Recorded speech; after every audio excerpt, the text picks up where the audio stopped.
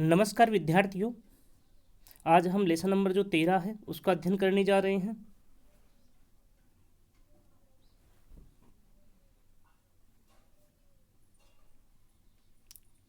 इसमें देखिए जो आपका लेसन नंबर 13 है उसमें भारत की जनसंख्या है, वितरण है, घनत्व है तथा वर्दी है। ये मुख्यतः हम इस लेसन के अंतर्गत पढ़ने वाले हैं। जनसंख्या का वितरण पढ़ लेंगे सामान्य प्रकार का, उसके बाद में जनसंख्या घनत्व जो है भारत के संदर्भ में उसको पढ़ लेंगे, और भारत के संदर्भ में जनसंख्या की जो वृद्धि है उसको हम पढ़ेंगे इस लेसन के अंतर्गत। मानव संसाधन के रूप में हम सब जानते हैं कि मानव जो है एक संसाधन के रूप में है। जब मानव को बहुत अधिक विकसित कर दिया जाता है ना, तो एज ए रिसोर्स की तरह वह व्यवहार करता है। संसाधन जो प्राकृतिक संसाधन होते हैं ना, उनकी तरह ही मानव जो है व्यवहार करता है। प्रत्येक देश का विकास प्राकृतिक व मानवीय संसाधनों पर निर्भर करता है। कोई भी देश है तो उसका विकास एक तो प्राकृतिक जो संसाधन है उनके ऊपर निर्भर करेगा, एक मानवीय संसाधनों के ऊपर निर्भर करेगा। ऐसा क्यों माना जाता है? क्योंकि हम जानते हैं कि अगर विकसित मानव संसाधन है ना, तो वो क्या करेगा, प्राकृतिक संसाधनों को भी अपने लिए उपयोगी बना लेगा, है ना, उनकी खोज कर लेगा, विभिन्न प्रकार के कामों में उनको काम में लेने लगेगा।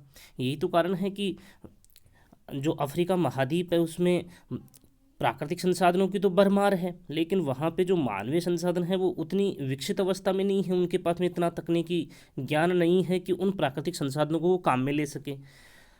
तो देश का जो विकास होता है वो प्राकृतिक और वह मानवीय जो संसाधन होते हैं उन दोनों के ऊपर निर्भर करता है। अर्थात प्राकृतिक संसाधनों व मानव संसाधनों के मध्य अनुकूलतम संतुलन ही मानव विकास का द्योतक होता है। द्योतक मतलब पर्याय माना जाता है।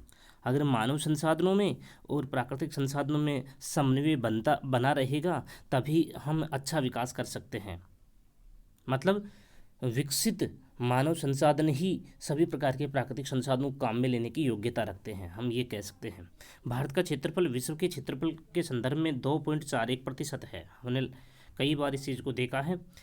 जो भारत का क्षेत्रफल है 32,87,263 वर्ग किलोमीटर जो क्षेत्रफल है वो अगर हम विश्व के संदर्भ में देखते हैं तो 2.41% है। अगर हम संपूर्ण पृथ्वी के संदर्भ में देखते हैं जिसमें जल भाग भी है और स्थल भाग भी है, तो संपूर्ण पृथ्वी के संदर्भ में भारत का जो क्षेत्रफल है वो है 0.57%। 0.57% ये संपूर्ण पृथ्वी के संदर्भ में है, जबकि 2.4 ही क्या है, सिर्फ स्थल भाग के संदर्भ में ही है। संपूर्ण पृथ्वी के स्थल भाग के संदर्भ में 2.41% है, जबकि संपूर्ण पृथ्वी के संदर्भ में 0.57%, मतलब 0.57%। ठीक है। जो विश्व की लगभग 17.5% जनसंख्या का वहन करता है। मतलब 2011 की जनगणना के आंकड़ों के अनुसार देखते हैं तो 17.5% जनसंख्या भारत में निवास करती है संपूर्ण विश्व की। चीन के बाद भारत जनसंख्या में विश्व स्तर पर दूसरा स्थान रखता है। सबसे ज़्यादा जनसंख्या में प्रथम स्थान किसका है? चीन का है।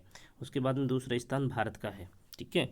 जिसकी जनसंख्या 2011 के अनुसार, अगर भारत की जनसंख्या की बात करें, हम संपूर्ण जनसंख्या की बात करें तो 1,21,19,03,422 व्यक्ति है। बिल्कुल आपको इसी तरह से याद करना पड़ेगा, या आप इसको ऐसे भी याद कर सकते हैं 121 करोड़। ठीक है, 121 करोड़ भी आप याद कर सकते हैं इसको। 121 करोड़ का मतलब क्या हुआ? 1 अरब 21 करोड़ हो गया ना, है ना। तो उसी तरह से भी आप इसको याद कर सकते हैं। तो ये पूरी है, 3,422 लास्ट में है।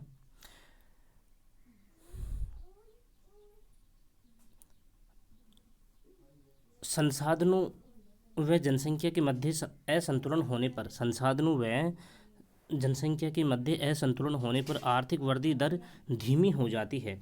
जब जो प्राकृतिक संसाधन होते हैं वो और जनसंख्या के मध्य में जब असंतुलन उत्पन्न हो जाता है ना, तो जो आर्थिक वृद्धि की जो दर होती है, आर्थिक रूप से कोई भी देश जो होता है वो विकास उसकी दर जो है वो धीमी पड़ जाती है। अर्थात तीव्र गति से बढ़ती हुई जनसंख्या, बेरोजगारी। अगर जनसंख्या तीव्र गति से बढ़ती रहेगी तो वो क्या क्या समस्या उत्पन्न कर देगी?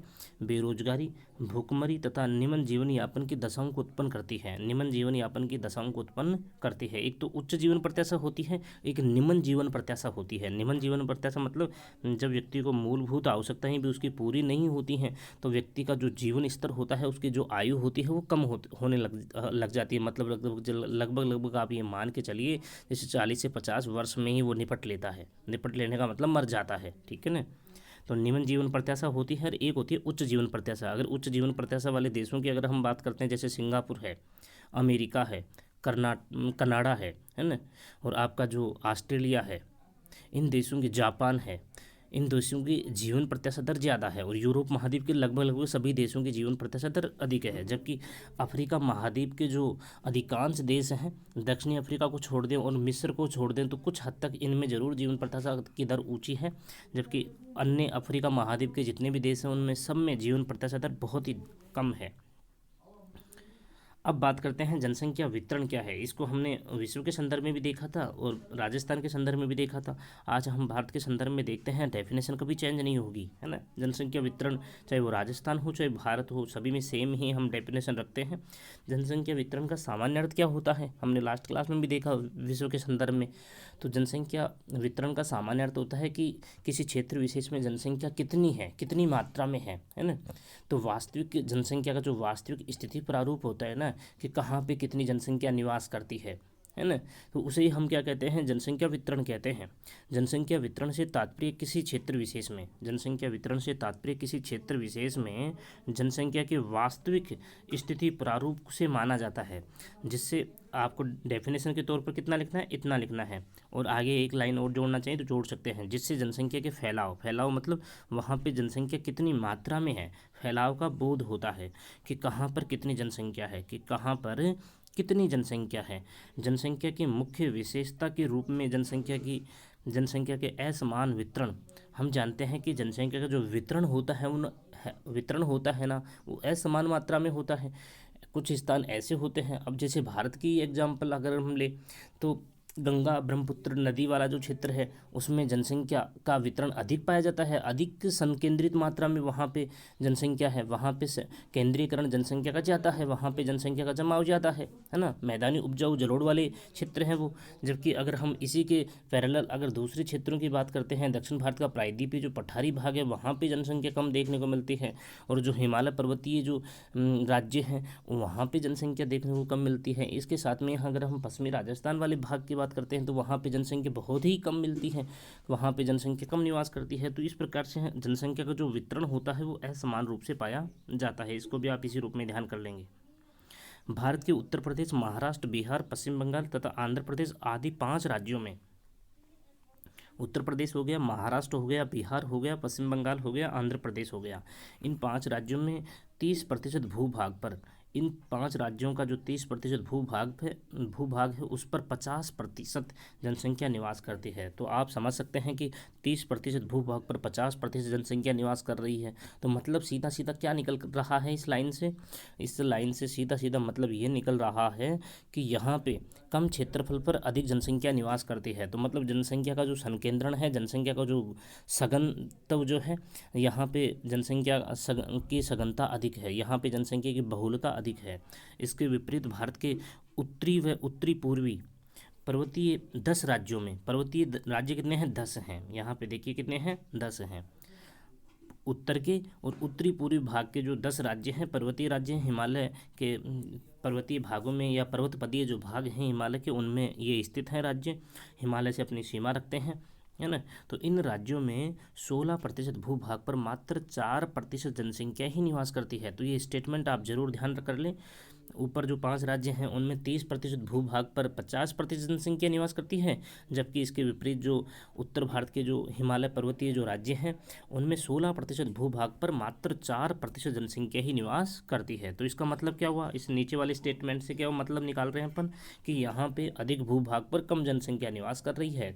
तो जनसंख्या का दोनों स्टेटमेंटों को जब हम मिला करके बात करते हैं तो जनसंख्या का जो वितरण है वो स्पष्टतः असमान वितरण के रूप में पाया जाता है। कुछ भाग ऐसे होते हैं जहाँ पे जनसंख्या का संकेंद्रण अधिक होता है, जबकि कुछ भाग ऐसे होते हैं जहाँ पे जनसंख्या का संकेंद्रण बहुत ही कम होता है, ठीक है ना। तो इस प्रकार से आप इसको ध्यान कर लेंगे। भारत में जनसंख्या वितरण में प्रादेशिक भिन्नताएं पाई जाती हैं। प्रादेशिक भिन्नताओं का मतलब क्या हुआ, क्षेत्रीय भिन्नताएं। प्रादेशिक भिन्नताओं को हम रीजनल डिफरेंसेज के तौर पर काम में ले सकते हैं, या रीजनल जो प्रादेशिक कह दीजिए या क्षेत्रीय भिन्नताएं कह दीजिए, है ना। तो क्षेत्रीय भिन्नताएं या प्रादेशिक भिन्नताएं, क्षेत्र विशेष के अनुसार अगर हम जनसंख्या वितरण की बात करते हैं तो कुछ स्थान ऐसे होते हैं जहाँ पे जनसंख्या का संकेंद्रण ज़्यादा होता है, कुछ स्थान ऐसे होते हैं जहाँ पे जनसंख्या का संकेंद्रण बहुत ही कम होता है। तो भारत में जनसंख्या वितरण को लेकर के प्रादेशिक या क्षेत्रीय भिन्नताएं पाई जाती हैं। जैसे अनेक कारकों के द्वारा जनसंख्या वितरण प्रभावित होता है। इन कारकों में प्राकृतिक कारक, सामाजिक कारक, आर्थिक कारक,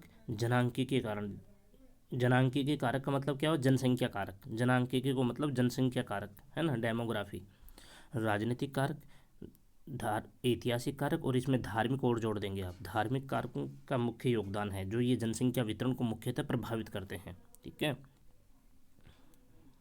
भारत में जनसंख्या वितरण का प्रारूप। अब भारत में जनसंख्या वितरण जो है उसका प्रारूप कैसा है, मतलब इसको जनसंख्या वितरण के आधार पर संपूर्ण भारत को कितने भागों में बांटा गया है उसकी हम बात करने वाले हैं। विभिन्न प्राकृतिक व मानवीय कारकों के आधार पर जनसंख्या वितरण को मुख्य रूप से 3 भागों में बांटा गया है। कितने भागों में बांटा गया है? मानवीय और प्राकृतिक कारकों के आधार पर, मानवीय और प्राकृतिक कारकों के आधार पर जनसंख्या वितरण को मुख्यतः 3 भागों में बांटा गया है, जिनका विवरण निम्न प्रकार से है।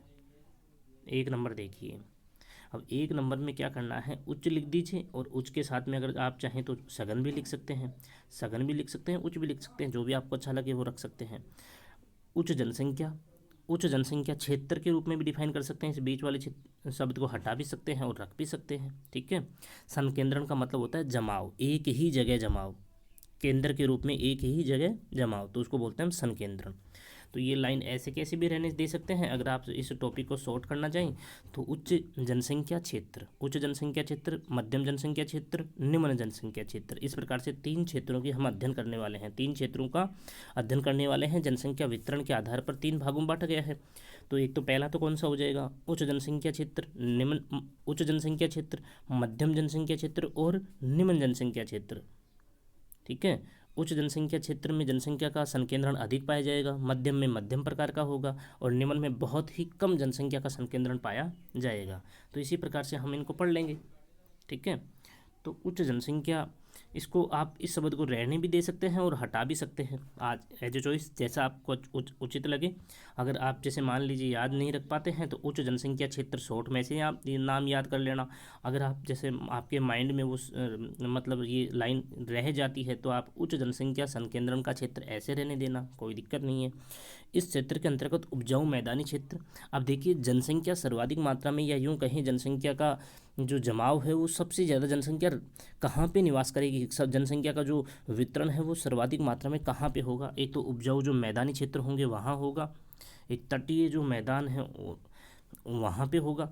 तो भारत में इस प्रकार के क्षेत्र, एक तो उपजाऊ जलोढ़ उपजाऊ जो क्षेत्र हैं उनमें, और तटीय मैदान जो हैं, भारत के जो तटीय मैदान हैं उनमें उच्च जनसंख्या संकेंद्रण पाया जाता है, क्योंकि ये क्षेत्र उच्च पर्वतीय वे पठारी क्षेत्रों की अपेक्षा जनसंख्या को अधिक आकर्षित करते हैं। हम जानते हैं कि पर्वतीय व पठारी क्षेत्रों की अपेक्षा जनसंख्या उपजाऊ और जल वाले जो क्षेत्र हैं उनमें ही अधिक निवास करती है। जैसे गंगा यमुना का मैदान, अब गंगा यमुना का मैदान हो गया, ब्रह्मपुत्र नदी का मैदान हो गया, तथा तटीय मैदान, ये 3 प्रकार के जो मैदानी क्षेत्र हैं उनमें ही सबसे ज़्यादा उच्च जनसंख्या का क्षेत्र पाया जाता है। अब यहाँ पे नीचे की तरफ हम जो भारत का मानचित्र है उसमें भी इन क्षेत्रों को दर्शाएंगे। तो आपको इतना तो ध्यान रखना पड़ेगा ना कि उच्च जनसंख्या जो संकेंद्रण का क्षेत्र है उसमें एक तो हम गंगा यमुना का मैदान जो है उसको शामिल कर रहे हैं, एक ब्रह्मपुत्र का जो मैदान है उसको शामिल कर रहे हैं, एक तटीय मैदान जो है उसको शामिल कर रहे हैं। तो इसको ही हम जो भारत का मानचित्र है उसमें भी दर्शा देंगे। सन 2011 के अनुसार भारत के मध्यवर्ती राज्यों में कौन कौन से हैं, एक तो उत्तर प्रदेश है, पंजाब है, बिहार है, पश्चिम बंगाल है, हरियाणा है, राजस्थान आदि में देश की कुल जनसंख्या का 42.7%, 42 को हम राउंड फिगर में कितना कर सकते हैं, 43% कर सकते हैं। तो 42.7% या 43% जनसंख्या का जमाव पाया जाता है। ठीक है ना। तो इस 42.7 के चक्कर में न पढ़ के 43 आप राउंड फिगर में मोटा 43% ध्यान कर लेंगे तो भी आपका काम चल जाएगा। 2 नंबर देखिए, मध्यम जनसंख्या का क्षेत्र संकेंद्रण, इस शब्द को आप रख भी सकते हैं हटा भी सकते हैं। मध्यम जनसंख्या क्षेत्र, या यूँ कहें मध्यम जनसंख्या संकेंद्रण का क्षेत्र। ठीक है। इस क्षेत्र के अंतर्गत मुख्य रूप से प्रायद्वीपीय पठारी भागों के राज्यों को प्रायद्वीपीय कौन से भागों को शामिल कर रहे हैं? प्रायद्वीपीय पठारी भागों के राज्यों को शामिल किया जाता है, जैसे महाराष्ट्र है, मध्य प्रदेश है, कर्नाटक है, आंध्र प्रदेश में जनसंख्या का सर्वाधिक संकेंद्रण पाया जाता है। ठीक है, तो इन भागों को आप ध्यान कर लेंगे। उसके बाद में 3 नंबर क्या है? निम्न जनसंख्या संकेंद्रण का क्षेत्र। सबसे कम जनसंख्या कहाँ निवास करती है? निम्न जनसंख्या का जो संकेंद्रण है उसकी हम बात कर रहे हैं। इस क्षेत्र के अंतर्गत उच्च पर्वतीय क्षेत्र, एक तो जो पहाड़ी क्षेत्र हैं, हिमालय पर्वत के जो राज्य हैं उनमें, और उत्तरी पूर्वी जो पठारी राज्य हैं, मतलब ये जो आपके 7 सिस्टर ग्रुप्स वाले जो राज्य हैं ना, इनका ये, हालांकि इनमें पर्वत श्रृंखलाएं तो हैं, लेकिन इन राज्यों का अधिकांश, अगर इन राज्यों के अधिकांश क्षेत्र की बात करते हैं या भूभाग की बात करते हैं ना, तो इन राज्यों का जो ऊपर का भाग है, जैसे मेघालय का पठार है ना, तो पठारी भाग ज़्यादा है, इसलिए हम इसको किस रूप में कंसिडर कर रहे हैं? उत्तरी पूर्वी पठारी राज्यों के रूप में कंसिडर कर रहे हैं। ठीक है ना, तो आप इस चीज़ को इसी रूप में ध्यान कर लेंगे। तथा शुष्क मरुस्थलीय क्षेत्रों को मुख्य रूप से शामिल किया जाता है। आप ध्यान करें कि राजस्थान का जो उत्तरी पूर्वी जो मैदानी क्षेत्र है, राजस्थान का जो जयपुर जिले वाला, अलवर वाला, भरतपुर वाला है ना, और हाड़ौती पठार जो है राजस्थान का कोटा, बूंदी, ये झालावाड़, बारा वाला जो क्षेत्र है, इनको तो हम उच्च जनसंख्या संकेंद्रण वाले क्षेत्र में रख रहे हैं। जबकि जो राजस्थान का जो अरावली पर्वत श्रृंखला के जो पश्चिमी भाग जो है, राजस्थान का जो पश्चिमी भाग जो मरुस्थलीय क्षेत्र के रूप में है, उसे इस रूप में शुष्क मरुस्थलीय क्षेत्रों को, मतलब राजस्थान का शुष्क मरुस्थलीय क्षेत्र जो है, थार मरुस्थल वाला जो भाग है, वो किस में रखेंगे? अपन निम्न जनसंख्या क्षेत्र में रख रहे हैं, है ना। इस क्षेत्र में निम्न जनसंख्या संकेंद्रण के मुख्य कारण, अब देखिए, निम्न जनसंख्या के क्षेत्र जो हैं, एक तो उच्च पर्वतीय क्षेत्र को हमने रखा, एक उत्तरी पूर्वी जो पठारी जो राज्य हैं उनको हमने रखा, एक राजस्थान का जो शुष्क मरुस्थलीय जो भाग जो है उसको हमने रखा। तो इन क्षेत्रों में जनसंख्या का संकेंद्रण निम्न क्यों पाया जाता है? इसके पीछे कौन कौन से कारण हैं? तो उनको लेकर अगर हम बात करें तो यहाँ पे एक तो देखिए, परिवहन का अभाव है, क्योंकि ऐसे क्षेत्रों में जो परिवहन के जो मार्ग हैं उनका निर्माण ही संभव नहीं है, है ना। और एक उबड़ खाबड़ धरातल होता है, धरातल समतल थोड़ी पाया जाता है, उबड़ खाबड़ धरातल है, तो वहाँ पे और विभिन्न प्रकार की समस्याएं होती हैं, एक विषम जलवायु पाई जाती है। ऐसे क्षेत्रों में एक विषम प्रकार की जलवायु पाई जाती है। हम जानते हैं कि जो आपका पश्चिमी राजस्थान वाला जो शुष्क मरुस्थलीय क्षेत्र है, उसमें मरुद्भिद प्रकार की जो जीरोफाइट प्रकार की जो वनस्पतियाँ वहाँ पे पाई जाती हैं, है ना। तो वर्षा कम होती है, तापमान अधिक होता है, तो इस प्रकार की जो शुष्क और अर्ध शुष्क प्रकार की जो मरुस्थलीय प्रकार की जो जलवायु वहाँ पे पाई जाती है, तो वो भी एक विषम जलवायु का क्षेत्र हो गया ना। तो विषम जलवायु दशाओं को माना जाता है।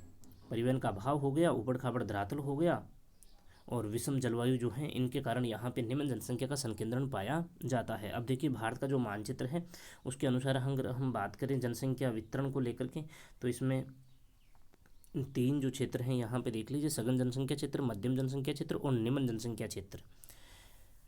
तो निम्न जनसंख्या क्षेत्र कौन कौन सा है? निम्न जनसंख्या क्षेत्र को हम सबसे पहले लेंगे। आपको देखिए, ये वाला जो भाग दिख रहा है ना, ये वाला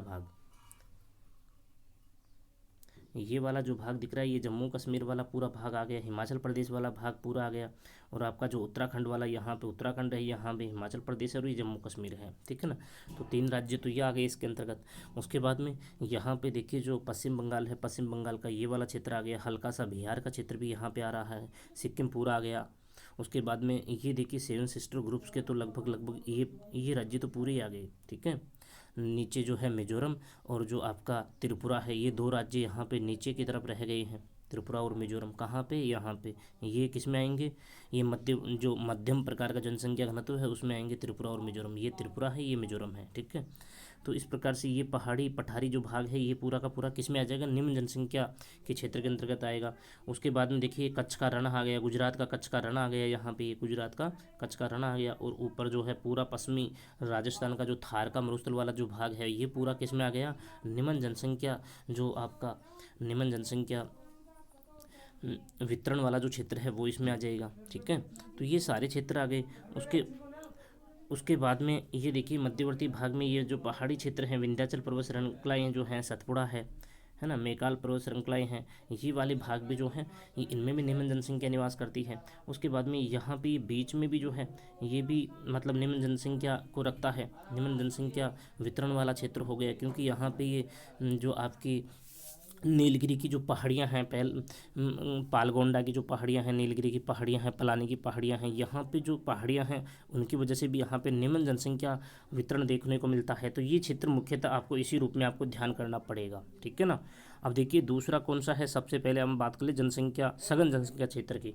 तो सघन जनसंख्या क्षेत्र में हमने 3 क्षेत्रों की बात की थी। एक तो तटीय मैदान, ये रहा आपका तटीय मैदान, देखिए ये आपका तटीय मैदान है। ये पूरा जो डॉट डॉट के रूप में दिखाया हुआ है ना, ये वाइट वाइट सा आपको दिखाई दे रहा है, ये पूरा तटीय मैदान है। ये वाला भाग, ये वाला भाग क्या है, पूरा तटीय मैदान है, जो जलीय या समुद्र से तटीय सीमा रखता है। ये पूरा क्या है, ये आपका तटीय मैदान है ना। तो एक तो तटीय मैदान को लेकर के हमने बात की थी। उच्च जनसंख्या घनत्व, इस सॉरी उच्च जनसंख्या वितरण में अगर क्षेत्र देखते हैं तो तटीय मैदानी क्षेत्र आ गया।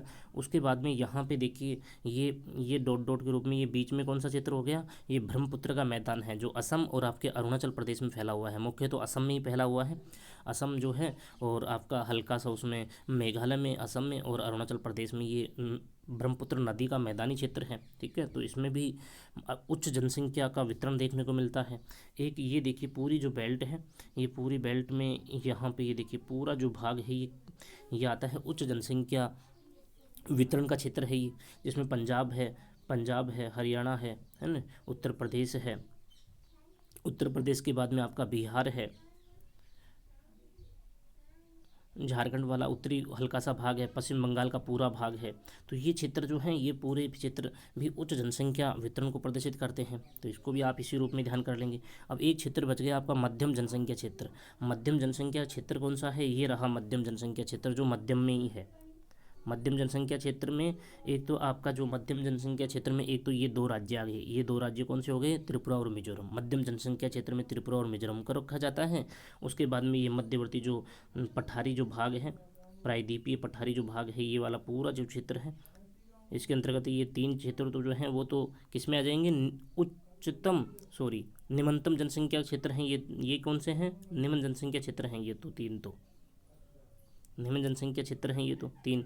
और फिर ये बाकी जो लाइनों के रूप में आपको दिखाई दे रहा है ना, ये सारा क्या है, ये जो आपको लाइनों के रूप में दिखाई दे रहा है ना, ये क्या है, पूरा मध्यम जनसंख्या क्षेत्र को प्रदर्शित करता है, जो प्रायद्वीपीय पठारी भाग है। इसके ऊपर मध्यम प्रकार की जनसंख्या यहाँ पे पाई जाती है। तो इस प्रकार से आप इसको बना लेंगे।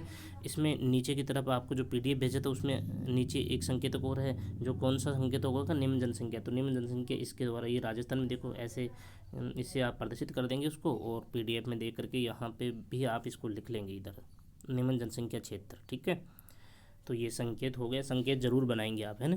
तो इस प्रकार से ये बहुत ही इजी प्रकार का लेसन है जो हम पढ़ने जा रहे हैं। लगभग ये 20 तारीख तक हमारा हो जाना चाहिए, और देखते हैं होता है कि नहीं होता है ना। ठीक है, आगे की बात करते हैं नेक्स्ट क्लास में।